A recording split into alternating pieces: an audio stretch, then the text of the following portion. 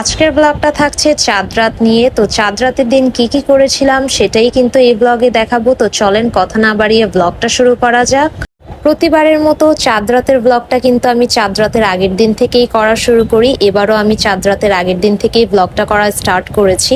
তো আমি চলে গিয়েছিলাম একটু দোকানে বার্গার বান কেনার জন্য। আর দেখা যায় ঈদের আগের দিন অনেক কিছুই পাওয়া যায় না, যার কারণে আমি আরো একদিন আগেই কিনে নিয়ে গিয়েছিলাম। আর বাসায় যাওয়ার পর ডিরেক্ট আমি শাওয়ারটা নিয়ে ফেলেছিলাম। আর এবারের মেহেদিটা আমি অর্ডার করেছিলাম হচ্ছে হেনা বিস এই পেজটা থেকে। মোটামুটি 2টা পেজ থেকে আমার অর্গানিক মেহেদি অর্ডার করা হয়েছে অ্যান্ড ইউজ করে দেখা হয়েছে, তাই আমি এবার অন্য একটা পেজ থেকে মেহেদি অর্ডার করেছিলাম। আর আমি মোটামুটি 2টা মেহেদি নিয়েছিলাম আর তাদের প্যাকেজিং খুবই সুন্দর ছিল। আর এদিকে আমি মেহেদিও দিতে বসে গিয়েছিলাম। আর সব সময় অর্গানিক মেহেদি দিয়ে যদি মেহেদি দেই ঈদের সময়, তো দেখা যায় চাঁদ রাতের আগের দিনই দেওয়া হয়, যেহেতু অর্গানিক মেহেদির কালার আসতে একটু সময় লাগে, মোটামুটি 48 ঘন্টার মতো লাগে, তাই আগের দিনই দেওয়া হয়। আর এখানে আমার বোন আমাকে খুব সুন্দর করে মেহেদি দিয়ে দিচ্ছিল। আর আমার বোনের কিন্তু মেহেদিরও পেজ আছে, সেটা আমি ভিডিওর টাইটেলে মেনশন করে দিব, আপনারা চাইলে পেজটা ঘুরে আসতে পারেন। আর রোজার ঈদের সময় আমি একদম লাস্ট মোমেন্টে একদমই অল্প মেহেদি দিয়েছিলাম। আর রোজার ঈদে আমার মেহেদি দেওয়ার তেমন প্ল্যানও ছিল না, তাই ওই ঈদে তেমন ভালোভাবে মেহেদি দেওয়া হয়নি। তাই এবার ঈদে আমি খুব সুন্দর করে বলেছিলাম আমার বোনকে মেহেদি দিয়ে দিতে।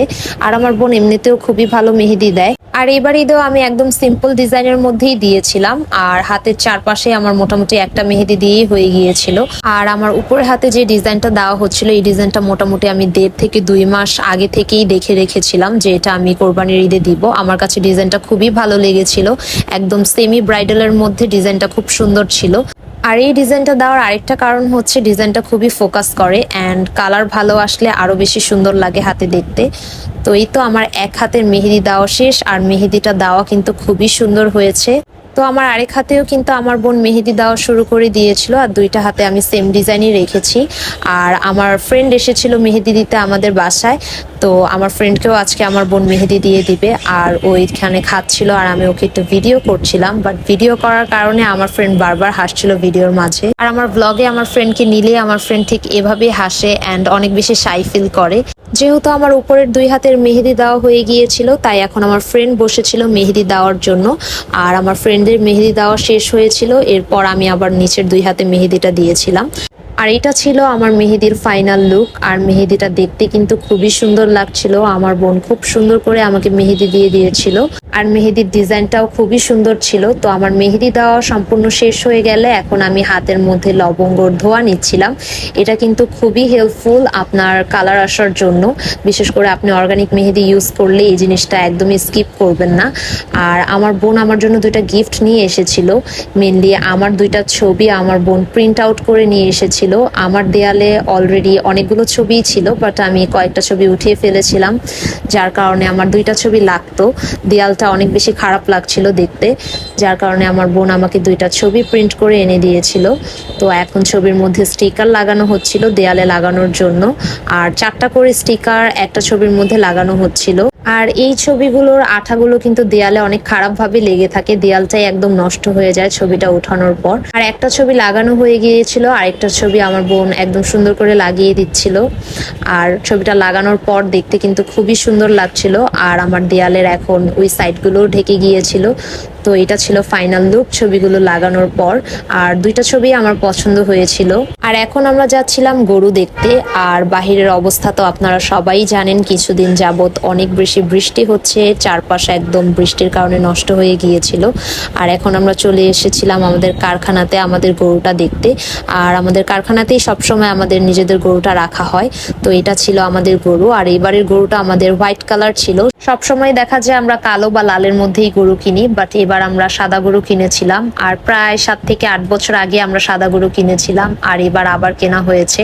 আর সাদা গরু দেখতে কিন্তু ভালোই লাগে। আর এবারের গরুটা আমার খুবই ভালো লেগেছিল। আর আমাদের গরুটা অনেক বেশি রাগী ছিল। আর গরু মোটামুটি আমাদের ঈদের 1 সপ্তাহ আগেই কেনা হয়ে গিয়েছিল, বাট আজকে আমরা দেখতে এসেছিলাম। আমার ভাইরা আগেই দেখেছিল। তো এদিকে আমার 2 ভাই মিলে গরুকে আদর করে দিচ্ছিল। আর এটা ছিল আমাদের ছাগল। তো ছাগলকে আমার 2 ভাই মিলে এখন কাঁঠাল পাতা খাওয়াচ্ছিল, আর ছাগলটাকে অনয় এখানে আদর করছিল। আর এই ক্লিপটা ছিল চাঁদ রাতের দিন সকালের একটা ক্লিপ। আমি মাত্রই ঘুম থেকে উঠেছিলাম আর ওয়েদারটা মোটামুটি ভালোই ছিল।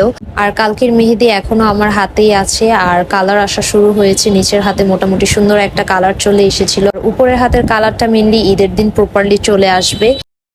ওই দিন আবার রাঙামাটি থেকে আম পাঠানো হয়েছিল, যেহেতু রাঙামাটিতে আমাদের বাগান আছে আমের, তো এখান থেকে আম পাঠিয়েছিল।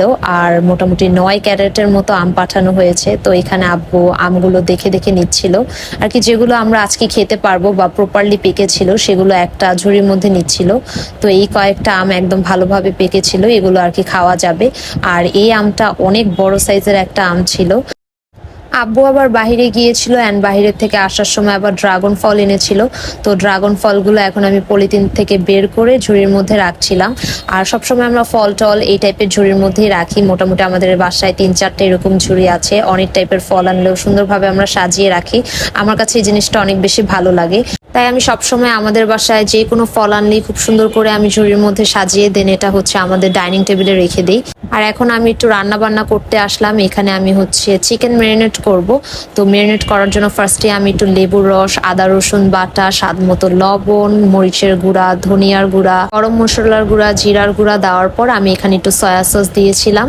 আর সাথে আমি একটু টমেটো সসও ব্যবহার করেছি। যেহেতু হাতে আমার এখনো মেহেদি ছিল তাই আমি চামচ দিয়ে মিশিয়ে নিচ্ছিলাম, না হয় আমি সবসময় হাত দিয়ে মাংসটা মাখাই। আর এই মাংসটা আমি আজকেই রান্না করে রেখে দিব ফ্রিজে। আর ঈদের দিন আমি বার্গার বানাবো, যেহেতু আপনাদেরকে ব্লগেও দেখিয়েছি আমি বার্গার বান কিনে নিয়ে এসেছিলাম, তাই আমি মাংসটাও রেডি করে আগের দিনই রেখে দিব।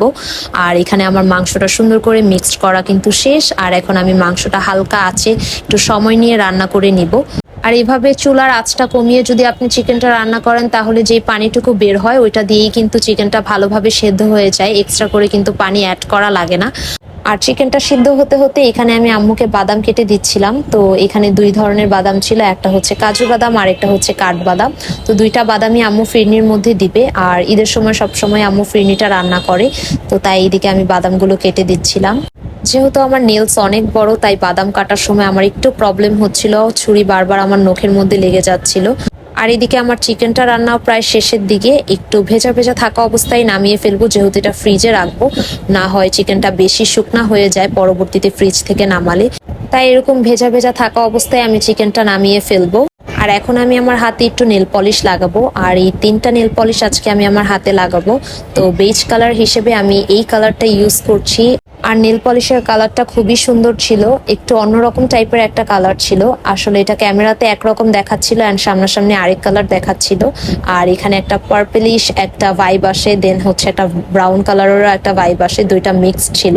তো আমার সুন্দর করে কিন্তু বেজ কালার লাগানোটা শেষ। এখন আমি নেল পলিশ শুকানোর জন্য ওয়েট করব। তো এটা ভালোভাবে যখন শুকিয়ে যাবে তখন আমি গ্লিটারগুলো ইউজ করব।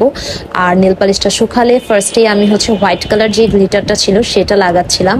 আর এটা আমি 2বার করে লাগিয়েছি যাতে নেল পলিশটা অনেক বেশি ফোকাস করে অ্যান্ড একটু হেভি লাগে দেখতে। আর সবসময় মেহেদি দেওয়ার পর আমার হাতে 2 টাইপের নেল পলিশই আমি বেশি ইউজ করি। এক হয় আমি রেড ইউজ করি, নয়তো বা আমি হচ্ছে গ্লিটার ইউজ করি।